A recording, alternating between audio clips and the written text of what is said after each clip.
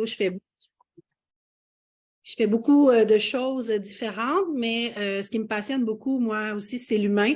Toutes les choses que je fais dans ma vie professionnelle et personnelle ont rapport avec les émotions aussi, la créativité, l'amour, les humains. Ça teinte toutes les parcelles de tous les métiers que je fais. Donc, aujourd'hui, j'avais envie de parler du langage de l'amour. C'est quelque chose qui m'a parlé beaucoup pendant mon parcours. Moi, je suis suivie par deux TS, puis j'aime ça faire des thérapies, faire plein de stages aussi pour apprendre à me connaître, pour apprendre à améliorer la personne que je suis, à vouloir toujours être de plus en plus en paix avec moi-même et avec les personnes avec qui j'interagis. Puis, à un moment donné, ma TS m'a parlé des langages de l'amour. Puis là, j'étais là comme, je comprenais pas tout à fait au départ, mais quand j'ai lu un peu là-dessus, j'ai compris que c'était tellement intéressant parce que des fois, on a l'impression qu'on n'est pas compris, qu'on n'est pas aimé. Puis si je parle de l'amour, ça peut être avec un conjoint, une conjointe, mais ça peut être avec un parent, un enfant, un ami, un collègue. Là, c'est l'amour universel là, quand même, là, pas juste l'amour de couple. Puis des fois, on a l'impression que justement, les gens soit nous comprennent pas ou qu'on se sent pas aimé ou qu'on a l'impression que l'autre personne ne comprend pas comment on l'aime. Ben, c'est parce qu'on a tous des différents langages. C'est comme si moi, je te dis « je t'aime » en chinois, puis toi, tu es italien. Tu vas entendre ce que je dis, mais tu ne comprendras pas que je te dis que je t'aime. C'est simple comme ça. Ça peut être vraiment compliqué, mais c'est très, très simple. Il y a 5 langages. Dans le livre que j'ai lu, il s'appelle Gary Chapman. C'est un conseiller conjugal. Lui a écrit là-dessus, puis il a défini qu'il y avait comme 5 sortes de langage de l'amour. Il y avait les paroles valorisantes, les moments de qualité, les cadeaux, les services rendus et le toucher physique. Puis quand on connaît notre langage, la façon que nous, on reçoit l'amour, c'est plus facile aussi d'interpréter quand les gens nous donnent de l'amour. Puis quand on connaît le langage de l'autre personne, ben, c'est plus facile et plus simple d'aller lui donner de l'amour. Puis là, cette personne-là, elle le reçoit. Ça évite beaucoup de conflits qui sont parfois juste dus à un malentendu, justement parce qu'on ne parle pas la même langue. Les paroles, c'est des fois les gens ils ont envie de se faire dire wow, t'es belle ce matin ou tu m'inspires ou t'es mon rayon de soleil. Les moments, c'est quand que toi, tu vas aller prendre une marche, que c'est un souper en tête-à-tête, un 5 à 7 avec quelqu'un, une escapade. C'est du temps de qualité que tu passes avec des personnes. Les cadeaux, ben, ça peut être des fleurs, ça peut être des petites attentions comme un livre, des surprises. Les services rendus, c'est faire une tâche. Mettons, quelqu'un qui déneige ta voiture, quelqu'un qui va aller déblayer ta cour. Puis le toucher physique, ben, une caresse, un baiser, un massage. Et pour savoir c'est quoi ton langage, bien, il existe sur Internet un petit test. C'est vraiment assez simple. Une douzaine de questions que tu peux faire avec soit ton partenaire ou avec quelqu'un de ton choix. Puis il y a des questions. Puis là, après ça, tu peux déterminer c'est quoi ton langage à toi. C'est bon, comme je dis, dans toutes les sortes de relations. Tu sais, un exemple, si toi, ce que ton langage, c'est les cadeaux, puis tu aimes les petites surprises, tu aimes les fleurs, tu aimes te faire acheter un cadeau, puis que l'autre personne avec qui tu es en relation, pour elle, c'est le toucher. Bien, quand elle te touche, quand, mettons, elle va te toucher les cheveux ou elle va te prendre dans ses bras, elle va te faire un câlin, elle te dit qu'elle t'aime. Mais toi, c'est quand tu reçois un cadeau que tu entends « je t'aime ». Fait que c'est comme un dialogue de sourds. 2 personnes qui ne parlent pas le même langage, qui essaient de dire des belles choses avec des belles intentions, mais ça ne se rend pas.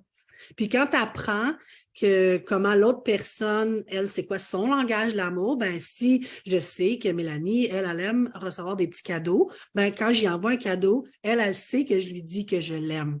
Puis si moi, c'est au contraire, quand je vais prendre une marche, quand j'ai un souper, quand je vais voir un spectacle, bien, si elle veut me dire qu'elle m'aime pour que moi, je comprenne, bien, elle m'invite à aller prendre une marche, à aller prendre un café. Puis c'est là qu'on réussit à se comprendre. Puis c'est là que ça devient aussi moins frustrant. Parce que souvent, puis des fois, sans faire le test pour se rendre compte c'est quoi notre langage, si dans notre tête, on se dit tout le temps « Oh my God, il me dit jamais ou elle me dit jamais que je suis belle, m'a pas trouvé ce que je portais me faisait bien. » Tu sais, fait que là, tu te rends compte que toi, c'est les paroles. Si tu dis, hey, elle me donne jamais de cadeaux, je n'ai jamais de petite attention, ben, ça peut te sonner une cloche comme quoi, toi, c'est les cadeaux. Comme moi, ma mère, c'est quelqu'un qui dit jamais je t'aime. Tu sais, je ne l'ai jamais senti dans ma vie. Je sais qu'elle m'aime, mais je ne l'ai jamais senti. Puis cette année, j'ai fait un gros processus avec mon thérapeute pour apprendre à faire la paix avec ça parce que je sais qu'elle m'aime, je l'aime, mais on ne se comprend pas. Puis sans faire le travail avec elle, j'ai appris que elle, c'est quand elle me fait de la bouffe, quand elle me fait des plats, quand elle vient m'aider à quelque chose, elle me dit qu'elle m'aime. Parce qu'à un moment donné, on a eu une grosse chicane, puis ma mère n'est pas capable de s'excuser, puis elle n'est pas capable de dire qu'elle a tort, ni capable de dire, ben, tu sais, j'ai fait ça pour ton bien. Mais dans la semaine qui a suivi, ben, elle m'a amené un plat. Elle est venue m'aider à faire des paquets cadeaux pour mon mariage. Elle m'a acheté des choses à l'épicerie. Fait que là, maintenant, je suis capable d'entendre quand elle me dit je t'aime. Parce qu'elle n'est peut-être pas capable de le dire, parce que c'est pas tout le monde qui est à l'aise avec le dire aussi. Mais maintenant que je sais, à chaque fois, je peux le remarquer qu'à chaque fois qu'elle me fait un plat ou qu'elle me donne les restants d'un souper puis qu'elle vient me le porter, ben là, je sais qu'elle m'aime. Fait que c'est vraiment moins frustrant, puis c'est plaisant aussi de décoder chez les personnes qu'on connaît, c'est quoi qui leur fait plaisir. Fait que si vous avez une chance d'aller faire ce petit test-là, c'est vraiment, vraiment impressionnant. Je trouve que c'est ça, il y a moins de frustration, c'est quand même assez simple parce qu'il y en a comme à peu près juste 5, puis on est capable de se retrouver. C'est sûr qu'il y a des gens qui vont dire, moi, si tu fais tout ça, ça me prouve que tu m'aimes.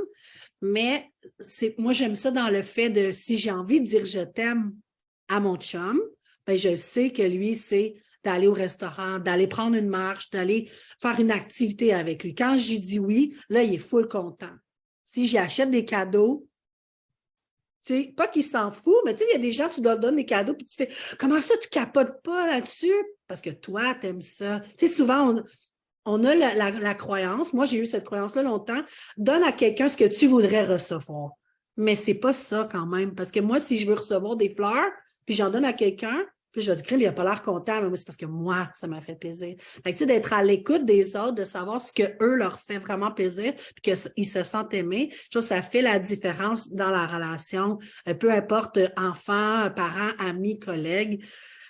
C'est être beaucoup à l'écoute, mais en faisant le test, c'est assez concret, puis tu as la réponse. Puis un deuxième exercice qu'elle m'avait fait faire, moi avec mon chum, moi avec ma fille avec moi, puis ma fille avec son père, puis c'est, tu fais une liste de 13 choses.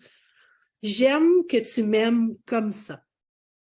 Là, tu fais l'exercice. Moi, j'ai dit à ma fille, j'aime ça quand tu m'envoies un petit texto le matin, quand on se chicane, mais quand on se bataille un peu, quand on fait une activité. Puis c'est toutes des petites choses. Puis elle a fait la liste. Tu sais, des fois, tu veux faire plaisir ou tu veux dire à ton enfant que tu l'aimes ou tu penses que c'est un voyage ou tu penses que c'est tellement gros. Mais dans sa liste, j'aime ça quand on se bataille, toi, moi puis papa ensemble, quand on écoute une vidéo, quand tu me flattes les cheveux. Fait que c'est toutes des petites choses simples, mais c'est vraiment intéressant de savoir ça de quelqu'un avec qui on est en relation. Puis c'est simple, simple. Quand tu relis toutes les choses, c'est 13 choses que j'aime quand tu m'aimes comme ça. Mais je trouve que ça adoucit. Puis en plus, quand tu as envie de dire je t'aime à cette personne-là, ben, tu peux prendre ta liste puis aller là-dedans. Puis tu sais que quand tu le fais, ça a un effet vraiment flatteur pour cette personne-là. Puis c'est rempli d'amour. J'avais envie de vous partager ça. Puis si vous avez, il y a un livre, c'est ça, les 5 langages de l'amour. Puis il y a aussi le petit test, c'est à peu près 12 questions sur Internet. Fait que je vous encourage à aller le faire. C'est vraiment surprenant. C'est simple, mais c'est efficace.